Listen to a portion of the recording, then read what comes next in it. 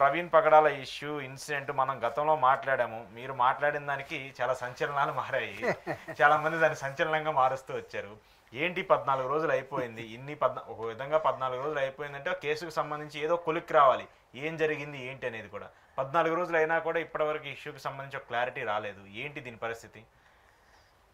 అంటే ముందుగా మీకు ప్రజా చైతన్య వీక్షకులకి, దీన్ని చూస్తున్నటువంటి మేధావులకు కూడా నమస్కారం తెలియజేస్తూ, లాస్ట్ టైం మన ఇద్దరం చేసిన ఇంటర్వ్యూలో అంటే మనం మాట్లాడుకున్న దానిలో అసలు మాట్లాడుకోవటమే నేరం అయిపోయినట్టుగా మనం ఏదో పెద్ద టీవీలో అనుకున్న వాళ్ళు మన పేరు తీసుకొని దాని మీద మాట్లాడటం, ఒక చర్చ పెట్టడం ఇవన్నీ జరిగాయి. నేను అనుకున్న పిటి ప్రజాస్వామ్యానికి పత్రికా వ్యవస్థలో పనిచేసే ప్రోగ్రెసివ్ నాయకులు అనుకునేటువంటి కొంతమంది మా సీనియర్స్, ఇంజనీరింగ్లో మా సీనియర్స్ వాళ్ళు, పేర్లు ఎందుకు కానీ వాళ్ళు మాట్లాడితే నేను ఆశ్చర్యపోయాను.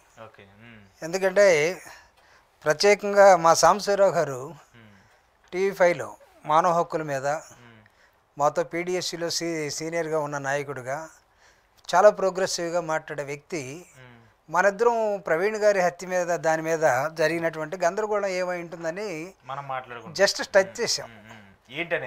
ఏంటనేదే టచ్ చేసాం. టచ్ చేయటమే నేరం అన్నట్టుగా. అంటే నేరస్తులే న్యాయస్తులుగా మారుతున్నటువంటి సమాజంలో న్యాయాన్ని అన్యాయంగా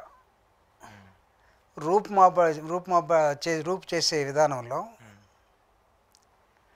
నిజం మాట్లాడితే వీళ్ళేదో తీవ్రవాదులుగానో లేకపోతే అనుమానాన్ని వ్యక్తపరిస్తే ఇంకెక్కడికి వెళ్తారు అన్నట్టుగా మొదట్లోనే వీళ్ళని ఖండించాలనే ఒక దృక్పథంలోకి ప్రభుత్వం వచ్చినట్టుగా కనబడుతూ ఉంది. సో ఆ రోజు మన ఇద్దరు మాట్లాడుకున్న అంశంలో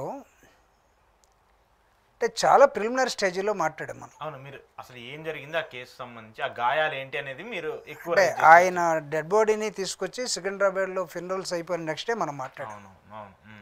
ఒక 3 డేస్కి అనుకుంటా, 2 డేస్ తర్వాత చేయటం.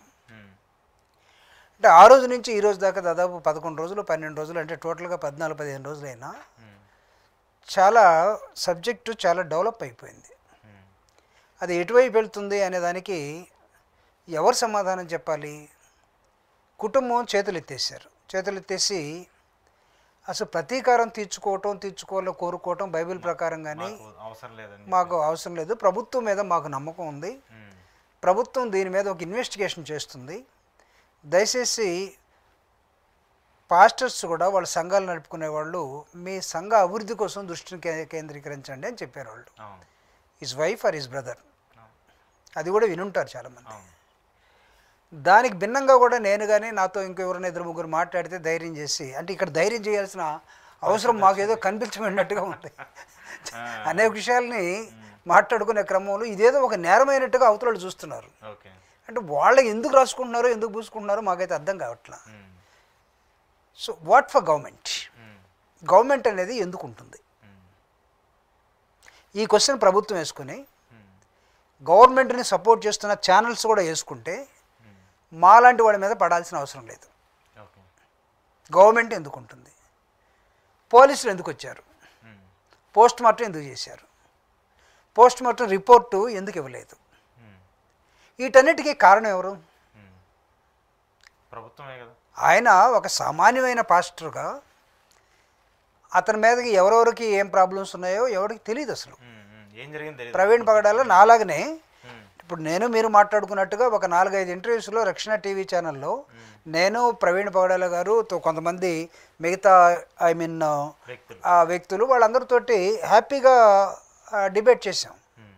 నాకు ఆ గుర్తులే ఉన్నాయి. ఇంకా నేను ఆ రోజు నా దృష్టి ప్రకారం is very very depth knowledgeable person అనుకున్నాను.